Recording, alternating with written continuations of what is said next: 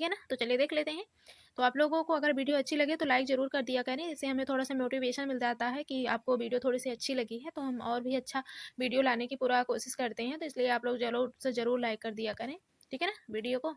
तो चलिए देख लेते हैं। इसमें आपका पहला क्वेश्चन है, बारदौली सत्याग्रह का नेतृत्व किया तो किन्होंने किया हुआ था? तो पहला है महात्मा गांधी ने, दूसरा है वल्लभ भाई पटेल ने, तीसरा है मोरारजी देसाई ने, तीसरा है चौथा है डॉक्टर राजेंद्र प्रसाद जी ने, ठीक है ना। तो इसमें से आपका कौन सा आंसर सही होगा? बारदौली सत्याग्रह का नेतृत्व किसने किया था? तो इसमें से जो है आपका दूसरा वाला आंसर सही हो जाएगा, वल्लभ भाई पटेल ने, ठीक है। तो बारदौली सत्याग्रह का नेतृत्व वल्लभ भाई पटेल ने किया हुआ था। तो अगला क्वेश्चन देखेंगे, कूका आंदोलन को किसने संगठित किया था? तो कूका आंदोलन को किसने संगठित किया था? पहला है गुरु रामदास ने, दूसरा है गुरु नानक ने, तीसरा है गुरु राम सिंह ने। तो गुरु राम सिंह ने किया था, ठीक है। अगला है फराजी कौन थे? तो हाजी शरीअतुल्लाह के अनुयायी थे, ठीक है। अगला देखेंगे, फरैजी आंदोलन की शुरुआत किसने की थी? फरैजी आंदोलन की शुरुआत किसने किया हुआ था? तो इसमें से कौन सा आंसर आपका सही होगा? तो आपका हो जाएगा हाजी शरीयतुल्लाह हो जाएगा, ठीक है। पहला वाला आंसर राइट हो जाएगा आपका। अगला है, रामोसी विद्रोह सही रूप में किस भौगोलिक इलाके में हुआ था? ठीक है। तो पहला है पश्चिमी भारत, दूसरा है पूर्वी घाट, तीसरा है जो है पूर्वी भारत, चौथा है पश्चिमी घाट। तो आपका यहाँ पे पश्चिमी घाट हो जाएगा, चौथा वाला ऑप्शन आपका राइट हो जाएगा। अगला देखेंगे, बघेरा विद्रोह कहाँ हुआ? तो बघेरा विद्रोह कहाँ हुआ था? तो इसमें से चौथा ऑप्शन सही हो जाएगा, बड़ौदा में हो जाएगा। अगला देखेंगे, स्वामी शाहजानंद सरस्वती ने भूमि और जलमार्ग के राष्ट्रीयकरण की मांग के साथ अखिल भारतीय संयुक्त किसान सभा का गठन किया। तो कब किया था? तो 1930 के दशक में, ठीक है। 1930 के दशक में, ठीक है, सॉरी घटक बोल दिया मैंने।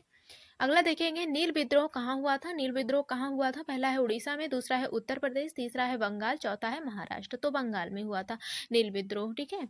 ये 29वीं शताब्दी आई थिंक जो है आया हुआ क्वेश्चन है न्यायिक सेवा पेटी में। अगला देखेंगे, प्रसिद्ध नाटक नील दर्पण जिसमें इंडिगो की खेती करने वाले किसानों के दमन का चित्रण किया गया की रचना किसने की? पहला है शरत चंद्र चटर्जी, दूसरा है रविंद्रनाथ टैगोर, तीसरा है वरींद्र घोष, चौथा है दीनबंधु मित्र। तो दीनबंधु मित्र हो जाएगा आपका, चौथा वाला ऑप्शन सही हो जाएगा। अगला देखेंगे, फराजी आंदोलन के विद्रोह में 1893 में ढाका में तायूनी आंदोलन किसने चलाया था? तो किसने चलाया था? पहला है इसमें कोलकाता और सैयद आमिर अली, और यहाँ पे एक भी ऑप्शन सही नहीं है, तो यहाँ पे आपका चौथा वाला सही हो जाएगा, जौनपुर के केरामत अली में, ठीक है। 14 देखेंगे, 14 नंबर क्वेश्चन, किस प्रदेश के ग्रामीण क्षेत्रों में एका आंदोलन चलाया गया था? तो अवध में चलाया गया था। तो आपका चौथा वाला ऑप्शन सही हो जाएगा। अगला है, नील विद्रोह किसके बारे में था? तो नील विद्रोह किसके बारे में था? पहला है, रैयत नील की खेती नहीं करना चाह रहे थे और जबरदस्ती करवाई जा रही है। तो ये बात सही नहीं है। यहाँ पे आपका तीसरा वाला ऑप्शन राइट हो जाएगा, रैयत नील की खेती नहीं करना चाह रहे थे और उन्हें यहाँ पे आपका चौथा वाला ऑप्शन सही हो जाएगा। अगला देखेंगे, 16 नंबर, 1875 के दक्कन के दंगों का तत्कालिक कारण था? तो महाजनों के द्वारा ऊंची ब्याज दर, ठीक है। दूसरा वाला ऑप्शन सही हो जाएगा। अगला देखेंगे, साराबंदी आंदोलन 1922 किसके नेतृत्व में प्रारंभ हुआ?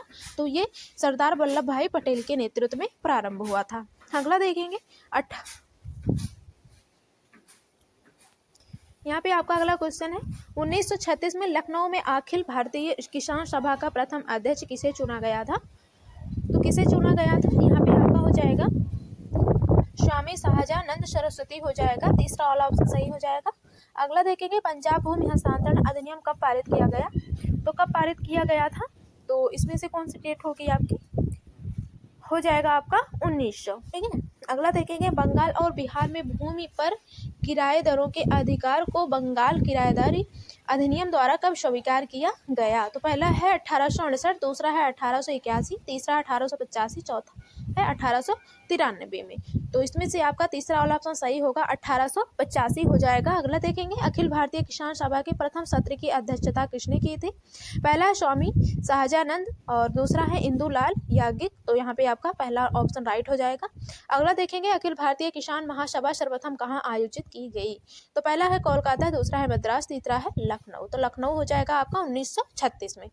अगला देख लेंगे हम लोग क्वेश्चन। तो अगला है आपका, अखिल भारतीय किसान कांग्रेस का गठन किया गया था, तो कब किया गया था? पहला है 1936 में, दूसरा है 1939, तीसरा है 1942, चौथा है 1945। तो इसमें से आपका फर्स्ट वाला आंसर राइट हो जाएगा, 1936 हो जाएगा, ठीक है। अगला देखेंगे, अगला आपका क्वेश्चन है अखिल भारतीय किसान सभा की स्थापना की गई, तो 1936 आपका ऑप्शन सही हो जाएगा। अगला है यहाँ पे सर्वेंट ऑफ इंडिया सोसाइटी की स्थापना की गई थी। सर्वेंट ऑफ इंडिया सोसाइटी की स्थापना कब की गई थी?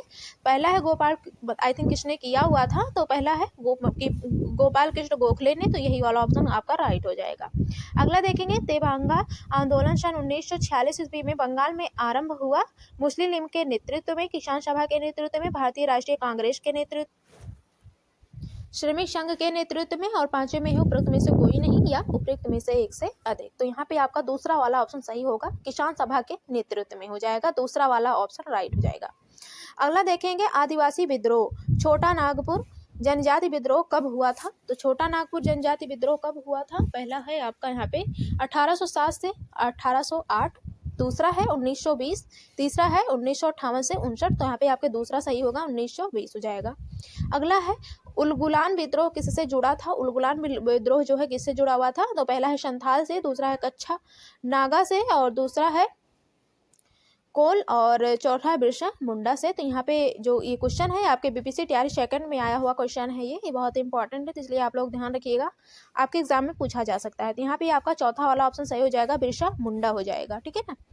और नेक्स्ट देखेंगे, तो आप लोग यहाँ पे अभी आपका एग्जाम नहीं हो रहा है, तो आप लोग ज़्यादा से ज़्यादा, ओके, आपकी सारी क्लासेस हो चुकी हैं। अगर आपको सीटेट का देने जा रहे हैं एग्जाम, सीटेट की तैयारी कर रहे हैं, तो सीटेट की भी क्लासेस चल रही हैं, तो आप लोग सीटेट का भी क्वेश्चंस देख सकते हैं। अगर आपका बीपीएससी टीआरई थर्ड का क्वेश्चन आपको देखना है, तो टीआरई का भी क्वेश्चन हो चुके हैं लगभग सभी सब्जेक्ट के, प्रीवियस वाइज और प्रीवियस ईयर के सारे क्वेश्चंस और टॉपिक वाइज सारे क्वेश्चंस हो चुके हैं, ठीक है। और सीटेट का भी और क्या कहते हैं टीआरई थर्ड वाला, और आपका ये एस्टेट का, आप लोगों को जो भी देखना हो आप लोग सारे यहाँ इसमें से देख सकते हैं, जो भी आपको इसमें से तैयारी करनी हो, और आपको जिस सब्जेक्ट का जो भी क्वेश्चंस चाहिए टॉपिक वाइज, जो भी एमसीक्यू चाहिए, आप लोग एक बार कमेंट जरूर कीजिएगा, तो हम उसका भी लेकर आएंगे, ओके। तो चलिए चौथा नंबर क्वेश्चन देखते हैं। तो चौथे नंबर में क्वेश्चन में आपका है, किन प्रश्नों को विश्वसनीयता के साथ चिन्हित करना कठिन है? तो पहला आपका है संक्षिप्त जवाब, दूसरा है आपका संरचित निबंध, और सी में है असंरचित निबंध। तो असंरचित निबंध हो जाएगा। एक अधिकार प्रकार के प्रश्न ये भी नहीं होगा, ओके।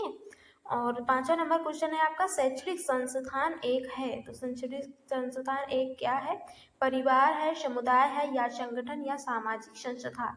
तो शैक्षणिक संस्थान को क्या कहा जाता है? एक समुदाय कहा जाता है, ठीक है, जिसमें से सभी प्रकार के बच्चे आते हैं, ओके। अलग अलग भाषाओं से संबंधित सभी बच्चे आते हैं, ठीक है, और अगर अलग अलग कैटेगरी से। तो अगला क्वेश्चन आपका है, भविष्य के प्रदर्शन की भविष्यवाणी करने के लिए डिजाइन किए गए परीक्षण है। तो रुचि परीक्षा है, या उपलब्धि परीक्षण, सामान्य संदर्भित परीक्षण, और कसौटी श्रद्धेय परीक्षण। तो इसमें से आपका कौन सा सही होगा? इसमें से आपका रुचि परीक्षा हो जाएगा, ओके, फर्स्ट वाला आंसर राइट हो जाएगा। तो आप लोग सारे क्वेश्चन जरूर हल कीजिएगा, ठीक है, देखिएगा आपका कितना क्वेश्चन सही होता है, तो आप लोग कमेंट जरूर कीजिएगा कितना क्वेश्चन आपका सही हुआ है।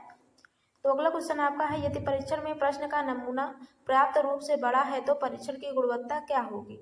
तो क्या होगा इसमें से आपका? विश्वसनीयता, पर्याप्तता, निष्पक्षतावाद, या भिन्नता। तो परीक्षण में प्रश्न नमूना पर्याप्त में परीक्षण होगा आपका पर्याप्तता, ओके, फर्स्ट वाला आंसर इसका सही होगा।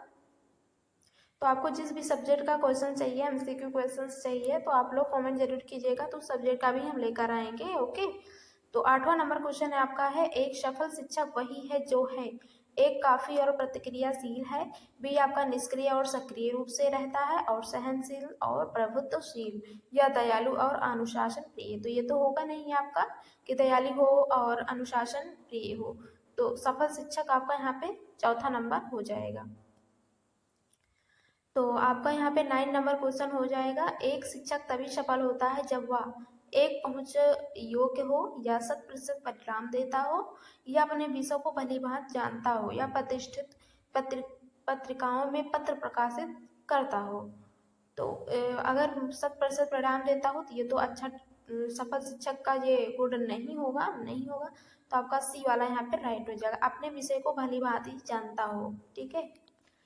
और अगला क्वेश्चन देखेंगे, है आपका यहाँ पे, एक अच्छा शिक्षक कौन हो सकता है? एक जिसके विद्यार्थियों को प्रश्न पूछने की आवश्यकता नहीं है, या बी ऑप्शन में आपका है जो विद्यार्थियों द्वारा पूछे गए सभी प्रश्नों का उत्तर देता है, और सी में आपका है जो कभी भी बच्चों को पाठ्यक्रम से हटकर कुछ जानने के लिए प्रोत्साहित नहीं करता है, और डी में है जो हमेशा अपने विद्यार्थियों को बताता है कि उन्हें अपने प्रश्नों के उत्तर कहाँ से मिल सकते हैं। ठीक है, तो जो विद्यार्थियों के द्वारा पूछे गए सभी प्रश्नों का उत्तर देता है यही एक अच्छा शिक्षक हो सकता है। ठीक है, तो आपका यहाँ पे 11 नंबर क्वेश्चन है, एक शिक्षक किशोर को उसकी विशेष समस्याओं से उबरने में मदद कर सकता है और उसे पर्यावरण के साथ तालमेल बिठाने में मदद कर सकता है। उसे निम्नलिखित में से कौन सा रवैया नहीं अपनाना चाहिए? उसे दूसरों के प्रति असहानुभूतिपूर्ण रवैया रखना चाहिए। ठीक है, तो अगला देखेंगे, न्यूनतम प्रतिबंधात्मक वातावरण शब्द का तात्पर्य शिक्षा से है।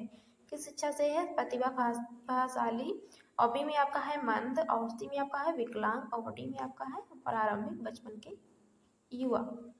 तो न्यूनतम प्रतिबंधात्मक वातावरण शब्द का यहाँ पे सी से हो जाएगा। ओके, सी ऑप्शन सही हो जाएगा। ओके, तो अगला क्वेश्चन देखेंगे, 13 नंबर क्वेश्चन में है शिक्षक की व्यावसायिकता का अर्थ है। तो शिक्षक की व्यावसायिकता का अर्थ क्या होगा? एक शिक्षक को वेतन पाने के लिए पढ़ाना चाहिए, नहीं है तो सही नहीं होगा। बी में आपका है एक शिक्षक किस हद तक एक पेशेवर कोड की सदस्यता लेता है, नहीं। तो सी नंबर देख लेते हैं, या शिक्षक को अपनी नियुक्ति से पहले व्यवसाय शिक्षक प्रशिक्षण पाठ्यक्रम पूरा करना होगा, इन सब। तो आपका यहाँ पे बी वाला सही होगा। ठीक है, शिक्षक किस हद तक पेशेवर, ये वाला हो जाएगा आपका। 14 नंबर देखेंगे, परीक्षा में फेल हुए छात्र हो सकती है ये गलती एक अध्यापक की या छात्र स्वयं की या ए और बी दोनों की या प्रधानाचार्य की। तो ए और बी दोनों की हो जाएगी। ठीक है, छात्र की भी उसमें गलती रहेगी और अध्यापक की भी। और 15 नंबर क्वेश्चन देखेंगे, व्याख्यान देते समय यदि कक्षा में कोई व्यवधान हो तो शिक्षक को चाहिए, अगर कोई मतलब कि व्यवधान आ रहा है कक्षा में व्याख्यान देते समय तो क्या करना चाहिए? अशांति फैलाने वालों को दंडित कर देना चाहिए, या थोड़ी देर बाद चुप रहें और फिर आगे बढ़ें, या क्लास में क्या हो रहा है इसकी परवाह नहीं करें, इन सब। तो क्या होगा इसमें से?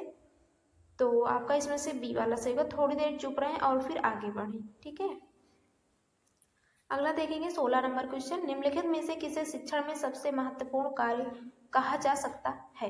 तो ए ऑप्शन में आपका है असाइनमेंट बनाना और वर्कशीट की जांच करना, बी में आपका है मासिक रिपोर्ट बनाना और रिकॉर्ड बनाए रखना, सी में आपका है छात्रों को अनुभवों के विकास में निर्देशित करना, और डी है ऊपर के सभी।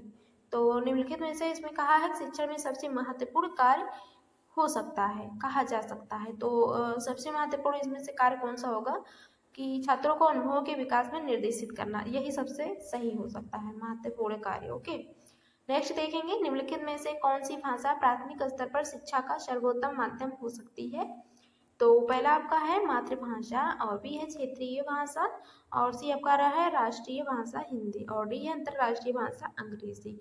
तो क्या होगा इसमें से आपका? तो इसमें से आपका होगा भाषा प्रथम स्तर पर शिक्षा का जो है मातृभाषा हो जाएगा, आपका पहला वाला सही हो जाएगा। नेक्स्ट देखेंगे, तो है इसमें किसी छात्र द्वारा दिए गए गलत उत्तर पर प्रतिक्रिया देने का सबसे अच्छा तरीका है, यह समझाने के लिए कि उत्तर गलत है क्यों, या सबक ना सिखाने के लिए उसे डांटना चाहिए, तो ये नहीं करना चाहिए, किसी अन्य छात्र से सही उत्तर देने के लिए कहना, या गलत उत्तर को नजरअंदाज करना और अगला प्रश्न आगे बढ़ा देना। तो इसमें से सबसे सही आंसर क्या होगा इसमें से?